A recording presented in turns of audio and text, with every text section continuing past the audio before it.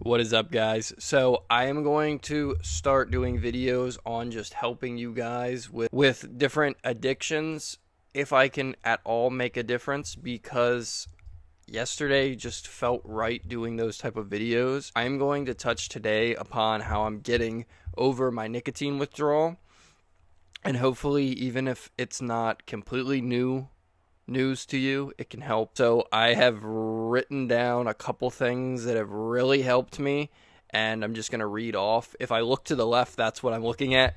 So what I started with was a nicotine device, so you can actually get your own juice. You don't have to get disposables. Don't fall into the disposable realm, because that is what is the most addicting. They only have them at 50 milligrams for a reason. It's because people will get them right away without knowing after they're trying to quit smoking. Well, a cigarette only has 3 to 4 milligrams of nicotine per cigarette. So it's a big difference. What I did, I used that same system to help me out. I got a device and I got juice. I went from 35 milligrams to 25 to 18 to 6 milligrams. And then once I got to 6 milligrams, I started chewing nicotine gum. For some reason, nicotine gum is supposed to make you not want nicotine, but it still gives you kind of the satisfaction and the buzz feeling of nicotine. Once you start using this, it's super easy to just not want it anymore. And I got to a point where I'm like, you know what? Monday, I'm going to do it. So on the quit day, throw every disposable that you have in a public place trash can. So if you go to shop or something, throw it in a public trash can. Make sure that it's not even in a trash can that you can go back through, or throw it in your backyard like I used to do and then go and get it after I started to crave it. You literally have to be on that day committed that you're going to change for the better. I also suggest you let people know that are close to you, so that they know you're going through this same situation. That way, if you're a little angry or if you're going through withdrawals and stuff, people at least know. That really helped me, just having people realize that, yeah, that's what I'm going through mentally, and to take it a little bit easy. For me, I used to always go to a local gas station to get my disposables, so I avoid that place going in at all costs. So I just avoid places that I would purchase them. Honestly, don't focus on how many days you're getting through. Focus on yourself and the healing process. Even if you end up not making it as long as you wanted, it's all about trial and error.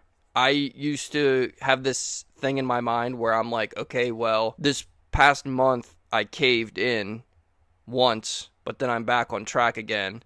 So instead of vaping for 30 days straight, I only vaped for 1 day and then got back on track. So you have to look at everything in a positive light. You can't just be hard on yourself, being like, oh, I made it to 7 days. Oh, I made it to a week. I'm officially at 8 days. The longest I made it was a month and a couple days, but I am fully committed now. I'm using God as a method to get me through, but everybody has their own thing, and I'm not going to just say that you have to be a certain way to get through it. If you have the willpower, if you have a good, strong foundation with family and friends and stuff, you can easily get through this. If you start missing it, start thinking about the positives. In the first 7 days, you'll start spitting up all the mucus that you've got built up, and you'll continuously do that. So for me, I always think oh, my lungs are getting healthier.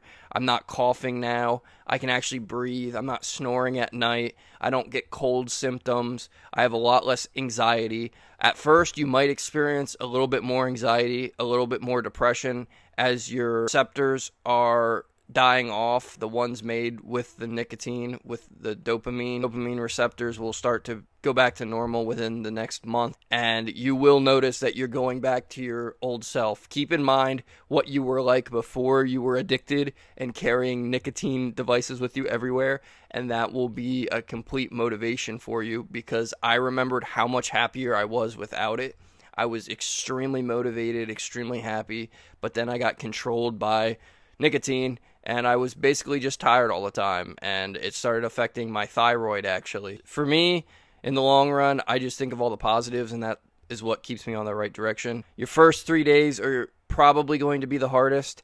I don't want to put that in your mind. It might not be hard at all for you, but the first 3 days suck. And then after, every single day after that, you can count as like a new blessing, because it will get easier. Every day that you can make it is another day that it gets easier. But make sure you have a support system. Make sure that people know.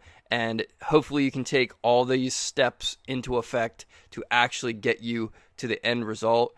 I am praying for all you guys that are dealing with this, because I have been dealing with it for so long and it absolutely sucks. But I'm actually getting there, and I'm super proud of myself, and I'm super proud of you guys. So thanks for watching. God bless you guys, and I'll see you in the next one. I love you.